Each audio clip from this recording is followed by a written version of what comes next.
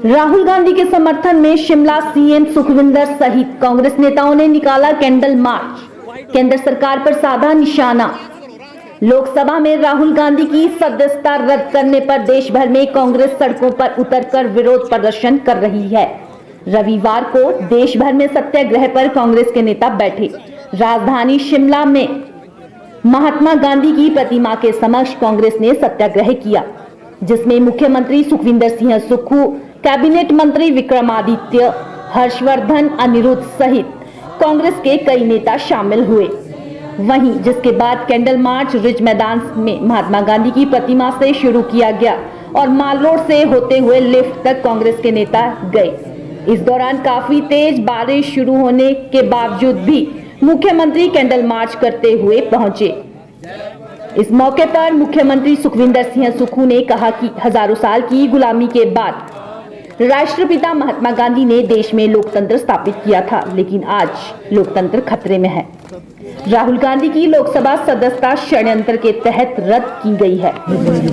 हमारे राष्ट्रपिता महात्मा गांधी जी का एक सपना था कि लोकतंत्र इस देश में स्थापित होना चाहिए, जहां विभिन्न धर्मों, विभिन्न संस्कृति, विभिन्न समुदाय के लोग रहते हैं। आज उस लोकतंत्र की मर्यादा को बनाए रखने के लिए हम लोग आज इस प्रतिमा के नीचे बैठे हैं कि जिस प्रकार के राजनीतिक षड्यंत्र से राहुल गांधी जी के दोषी करार देकर और 24 घंटे में उनकी संसद सदस्यता रद्द कर दी, वो लोकतंत्र की हत्या है। राहुल गांधी जी लोकतंत्र की आवाज़ है, मुख्य विपक्षी पार्टी का प्रतिनिधित्व करते हैं। सबसे बड़ी पार्टी, विपक्षी सबसे बड़ी पार्टी, बेशक सत्ता पक्ष है, लेकिन सबसे बड़ी पार्टी आज कांग्रेस पार्टी है।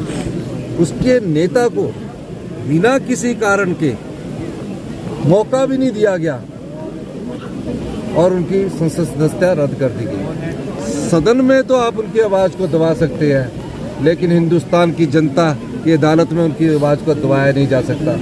आज हर कोने में राहुल गांधी जी के सिपाही खड़े हैं और इस दृष्टि से कि ये गलत चीज़ हुई है, कांग्रेस पार्टी इसका पूरा विरोध करती है। राहुल गांधी जी ने जब से कन्याकुमारी से कश्मीर की यात्रा की, हम लोग भी उसमें शामिल हुए।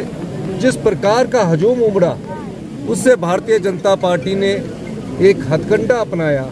इस हथकंडे के तहत कि किसी तरह राहुल गांधी जी को रोका जाए, पर राहुल गांधी जी कोई संसद के लिए नहीं, संसद के लिए, एमपी के लिए नहीं राजनीति करते हैं। वो देश के प्रधानमंत्री के लिए राजनीति नहीं करते हैं। अगर उन्होंने देश का प्रधानमंत्री बनना होता तो 2009 में डॉक्टर मनमोहन सिंह जी ने उन्हें ऑफर दिया था।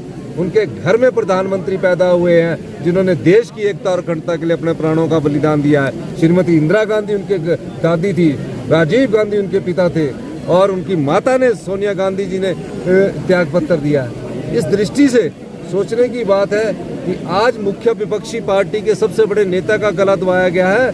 आने वाले समय में जो रीजनल पार्टियां हैं, उनको भी संवाद के द्वारा एक छत के नीचे आना पड़ेगा ताकि इस लोकतंत्र को बचाया जा सके। इन परिस्थितियों में तानाशाही वाली स्थिति है इस समय। अगर देखिए, निश्चित तौर पर किस प्रकार से उनको राजनीतिक षड्यंत्र के तहत उन पर दोष ठहराया गया और 24 घंटे के बाद उनकी संसद सदस्यता रद्द कर दी गई। कई बार सत्ता पक्ष पार्टी ये समझती है कि संसद किस प्रकार से उनको राजनीतिक षड्यंत्र के तहत उन पर दोष ठहराया गया और 24 घंटे के बाद उनकी संसद सदस्यता रद्द कर दी गई। कई बार सत्ता पक्ष पार्टी ये समझती है कि संसद रहने के बाद राहुल गांधी जी की लोकप्रियता में कमी आ जाएगी। ऐसा नहीं होने वाला।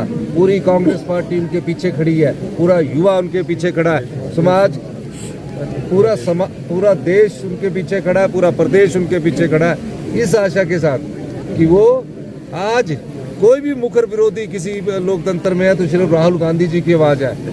तो इस दृष्टि से आज हम लोग यहाँ इकट्ठे हुए हैं, उस राष्ट्रपिता के चरणों में हम इकट्ठे हुए जिस राष्ट्रपिता ने इस देश में लोकतंत्र की स्थापना की थी। आज लोकतंत्र की हत्या हुई है और हम सब कांग्रेस पार्टी के, हमारे वरिष्ठ मंत्री और सब एक कानून के दायरे के अंदर रहकर अपना शांति मार्च कर रहे हैं। और इस दृष्टिकोण से हम यहाँ आज इकट्ठे हुए। सर, इन राजनीतिक परिस्थितियों में क्या आप कोई विशेष